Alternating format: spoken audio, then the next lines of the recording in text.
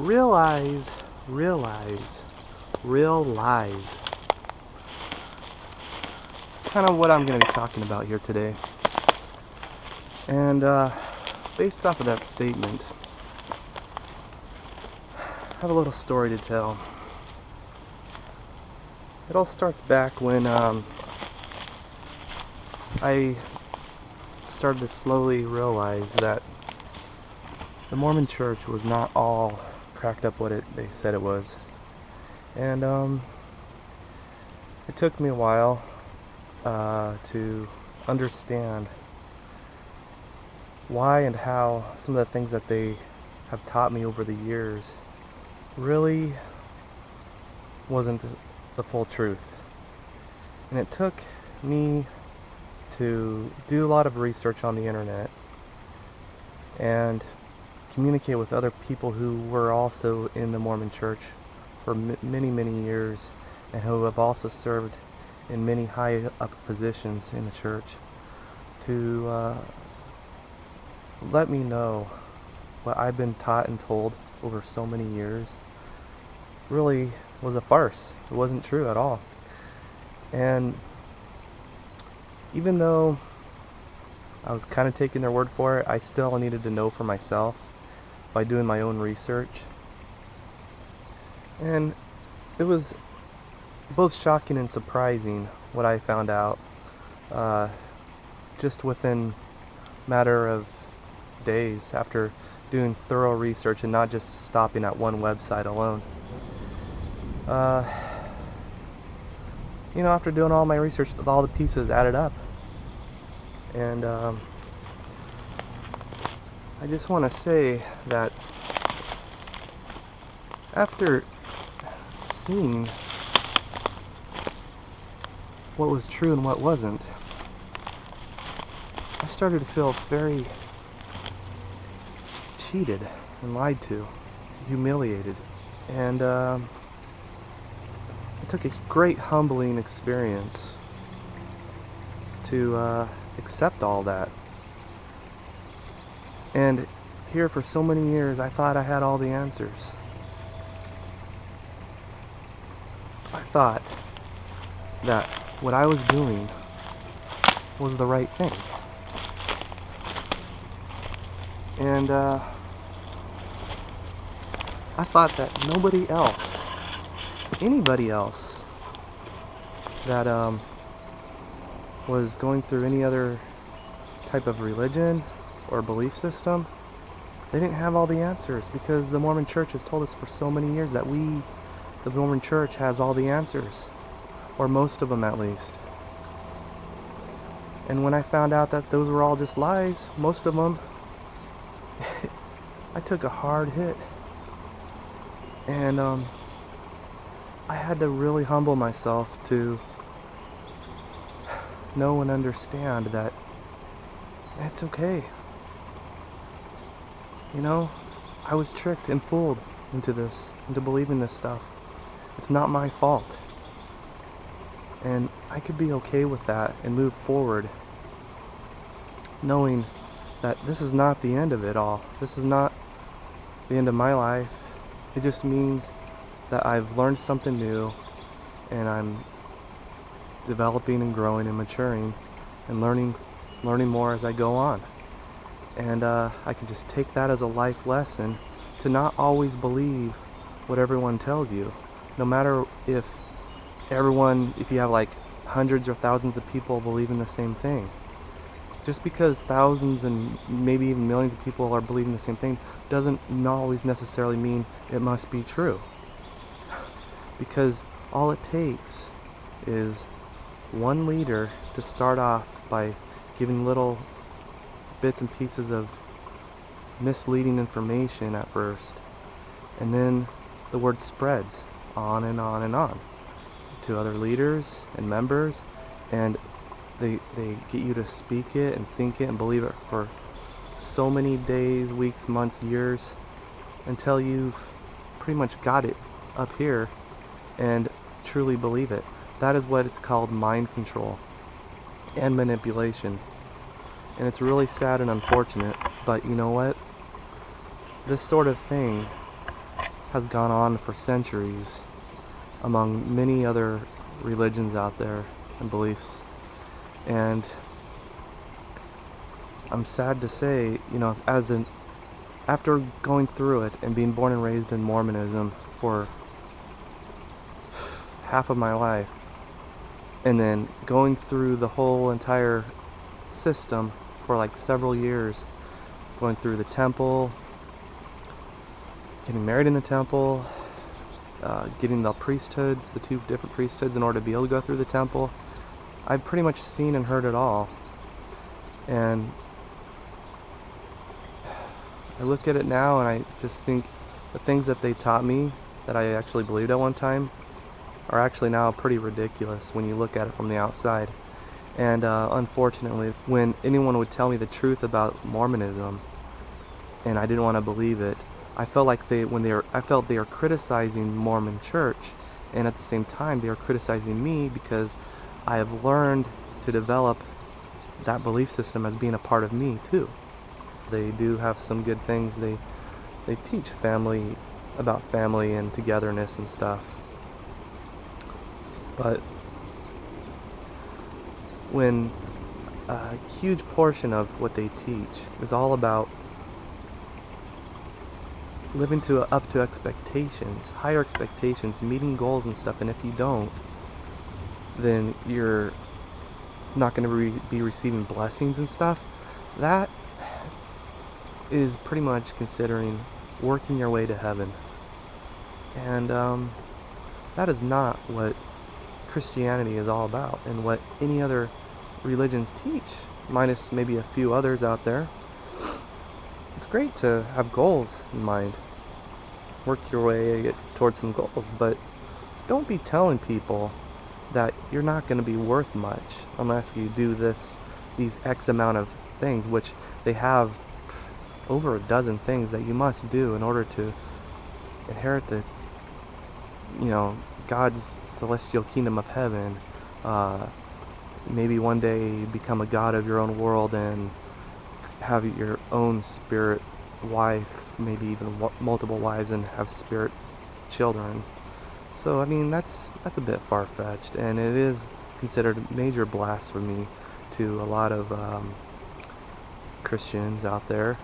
And I mention only Christians because Mormons truly believe that they are Christian also, because it has Christ in the name, and they talk about Jesus. But you know what? Even if they talk about Jesus, their previous leader, Gordon B. Hinckley, had even mentioned on David Letterman, or I believe it was, that they believe in a different Jesus than traditional Christian Jesus. So what does that tell you? Find out later on that you were lied to all those years. It can be depressing and very sad and upsetting too. I have tried in so many different ways trying to reach out to a family member that has been involved in Mormonism for many, many years, most of her life. And I'm trying to reach out in a way to help her know and see the truth in a way that's not going to be too insulting, I guess you should say, but more educational. But unfortunately, she seems that she's always going to be taking it the wrong way. And because she's going to be taking it the wrong way because it's been ingrained in her through their beliefs and teachings that Mormonism is a part of who you are. And that is not entirely true. Yeah, they have some great programs. They have some great principles too, based mostly on families and stuff, but don't allow someone to accuse you of criticizing them when what you are really a message that you're trying to get across is to try and help them to understand the difference between what is truth and what is false. And just try your best to keep those communications open. And maybe, hopefully, with a little bit of patience and tolerance, maybe it'll take something for the person on the opposite end to be humbled enough to feel a little humiliation before they can really truly see that you care and what you're trying to do to help get that message across. Before I close, I want to bring up a good point. A word that my wife likes to use quite often, and I feel it's a really good, strong word to use when it comes to the Mormon culture. The word is pretentious. And what that means is when someone acts as though they have more knowledge or than anyone else, or they are better or superior than others, with words and things that they really don't have, and they're only using it to make themselves look or feel better. And I'm using this word pretentious because I'll explain to you in a moment. The reason why pretentious fits the Mormon culture so well is because so many of their members are constantly encouraged to develop their skills in their culture and programs in order to continually progress upward so that they can continue to receive blessings in order to receive the higher degrees of glory in heaven according to what their beliefs are. And with that said, pretty much everyone is constantly on their guard, and they are constantly finding themselves not only competing with themselves but with other people as well. And they do this. People get into organizations and groups like this to feel wanted and accepted, and that's what keeps groups and organizations like this thriving, because it's a constant competition to try and size each other up. And you know what? Studies have shown, even through social media, through Facebook or whatever, when people are constantly looking at what other people have and compare themselves to other people competing, it can cause depression, because they will never feel adequate enough. They will always feel like someone has something much better than they do, and that is no way to live. Okay? And just it's unhealthy.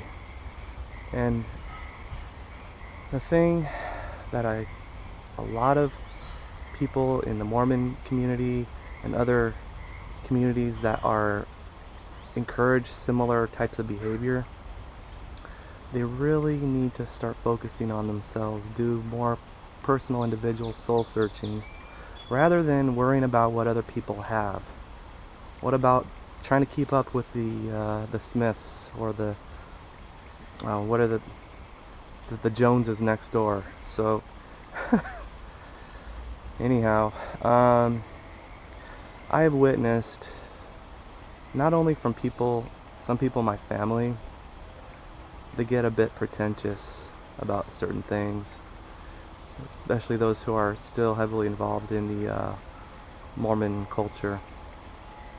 It's a tough habit to break, especially when you come from larger families as well, when there's so much to compete with, trying to please their parents and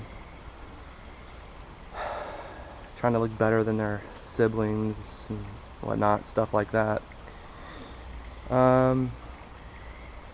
Anyhow, it takes a lot of soul searching and courage to kind of get past beyond that point And sometimes it takes stepping away from larger communities and cultures and just focus on who you are and yourself. And then you really won't have to worry about what other people think about you, or trying to compare yourself or measure up to others. And life will suddenly start to feel a lot more peaceful and pleasant. I hope those who are listening to this and who may be struggling with being pretentious among your fellow beings will really think about this and take it into deep consideration, because it really can damage communication between family and friends, which it pretty much has in the past in my own family, and it has damaged my communication and relationships I could have had with other people that are just in basic other types of communities out there. So really try and humble yourselves, and don't be so pretentious in the future.